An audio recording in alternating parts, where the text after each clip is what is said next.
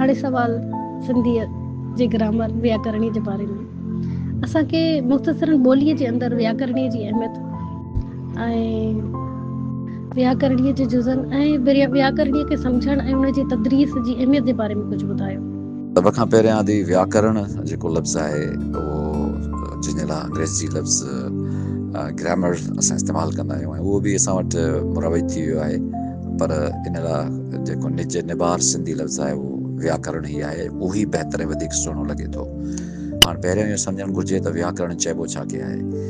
कंहिं बि ॿोलीअ खे दुरुस्त लिखणु पढ़णु सम्झणु ऐं सिखण जे साइंसी इल्म खे या उसूलनि खे व्याकरण चइबो आहे ऐं इहा हिन जी वसफ़ आहे। यानी ॿोलीअ जे सिहत खे दुरुस्त हालत में बरक़रार रखण लाइ व्याकरण जो इल्मु तमामु वॾी अहमियत जो हामिल आहे।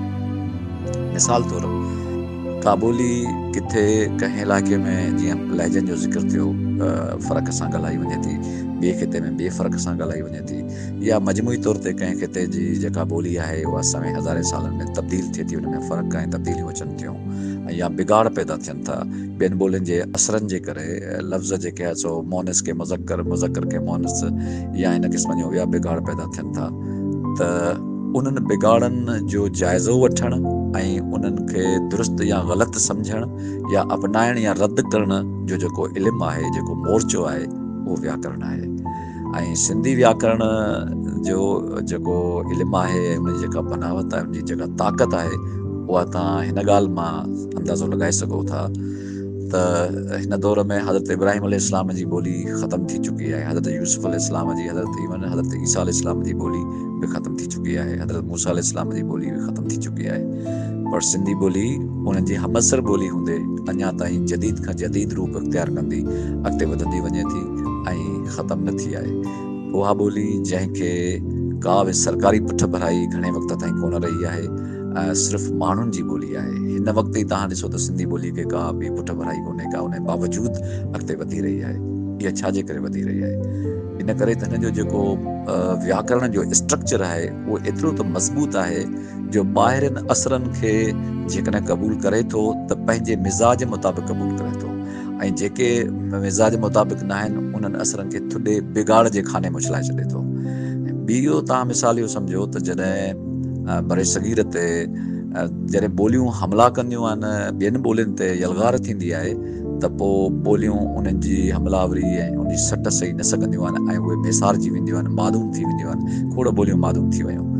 जॾहिं फ़ारसी ॿोली, फ़ारसी घोड़ा चाड़सी हिंदुस्तान ते हमिलो कयो ऐं हमलावरी थी ॿोलीअ जे हिसाब सां, जॾहिं हिंदीअ ते हमिलो कयो त हिंदी उनजी सट न सही सघी, जंहिं मां नई ॿोली जनम वरितो उर्दू ॿोली।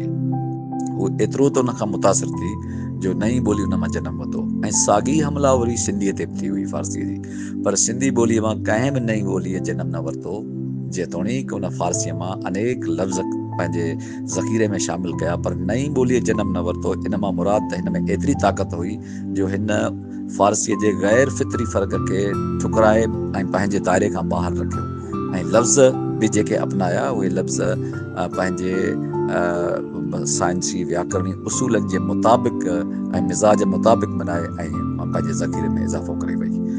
त व्याकरण जी ॿोलीअ में अहमियत इहा हूंदी आहे त ॿोलीअ खे बचाइणु ऐं ॿोलीअ खे बिगाड़ जो तनक़ीदी जाइज़ो वठणु ऐं उनजी सिहत बरक़रार रखण जे लाइ जेको व्याकरण हूंदो आहे उहो तमामु वॾी अहमियत जो हामिल हूंदो आहे। उनजी तदरीस जेका आहे उहा बि निहायत अहमियत वारी आहे। हाणे अचूं था व्याकरण जी तदरीस जी सूरत हाल।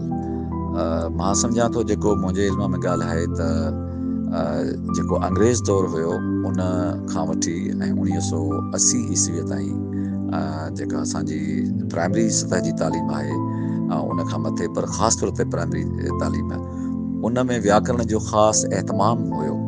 ऐं 1980 ताईं जेके उस्ताद रहिया उहे उन वक़्त जे उस्तादनि जा शागिर्द हुया जेके अंग्रेज़ दौर में रहिया, या कुझु उन्हनि मां 1980 ताईं बि ज़िंदा रहिया हूंदा उस्ताद। त इहो बाक़ाइदा एहतमाम हूंदो हुओ पढ़ाइण जो ऐं उन जा तरीक़ा ऐं ट्रेनिंग कॉलेज हूंदा हुआ, हुन में इहे सेखारिया वेंदा हुआ। पर उन खां पोइ जीअं त असां वटि माइग्रेशन घणी थी ऐं सिंध जी तालीम जो मयार उहो न रहियो, उहे उस्ताद न रहिया, त ॿियनि मज़मूननि जीअं सभ खां वधीक जेको मुतासिर थियो असांजो उहो असांजे सिंधी व्याकरण जी तदरीस मुतासिर थी, जंहिंजे करे बिगाड़ जेको ॿोलीअ में आयो ॿियनि ॿोलियुनि जे ऐं मल्टी घण सकाफ़ती समाज जे करे उन खे रोकण जे लाइ का बि शइ रही कोन, जंहिंजे करे असांजी ॿोलीअ में बिगाड़ थी रहियो आहे। सो इहो इन जी तदरीस जेसि ताईं असां यकीनी नथा बणायूं पंहिंजे स्कूलनि में तेसि ताईं अहिड़ी बिगाड़ जा रस्ता बंदि न थींदा।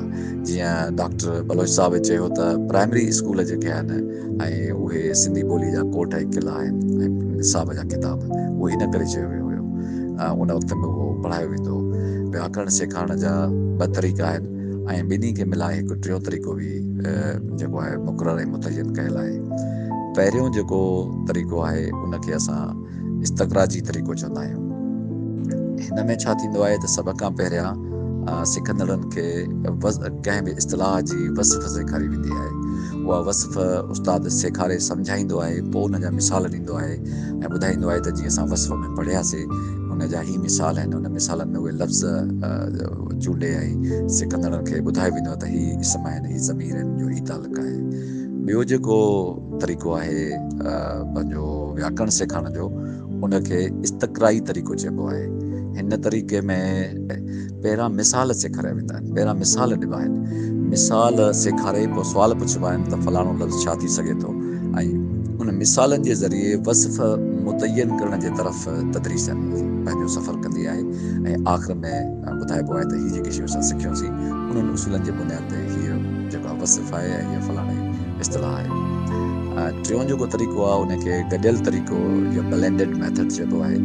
उहो ॿिन्ही तरीक़नि जे गॾियल इस्तेमाल खे चइबो आहे। सिखंदड़नि जी सतह, उनजी उमिरि, उनजो दर्जो ऐं माहौल खे ॾिसी ऐं उस्ताद जेके सेखारींदड़ हूंदा आहिनि उहे किथे पहिरियां वसफ़ सेखारींदा आहिनि ऐं किथे पहिरियां मिसाल सेखारींदा आहिनि, उनजी जेका तशख़ीस हूंदी आहे उहा सेखारींदा आहिनि। त इन तरीक़े खे जेको व्याकरण सेखारण जा 3 तरीक़ा चइबो आहे ऐं जेके ख़ासि तौर ते प्राइमरी स्कूलनि जा उस्ताद आहिनि असांजा उन्हनि खे इहे ज़रूरु पढ़णु खपनि ऐं हू इहे ई तरीक़ा इस्तेमालु कंदा आहिनि, पर उनखे इहा ख़बर न हूंदी आहे त हीअ असां कहिड़ो तरीक़ो इस्तेमालु कयूं था। ऐं जॾहिं उहे इनखे पढ़ंदा ऐं सिखी सेखारींदा त उहा तदरीस वधीक मुअसिर साबित थींदी ऐं ॿारनि खे ज़हन नशीन ऐं घणे वक़्त ताईं उहा ज़हन नशीन रहंदी।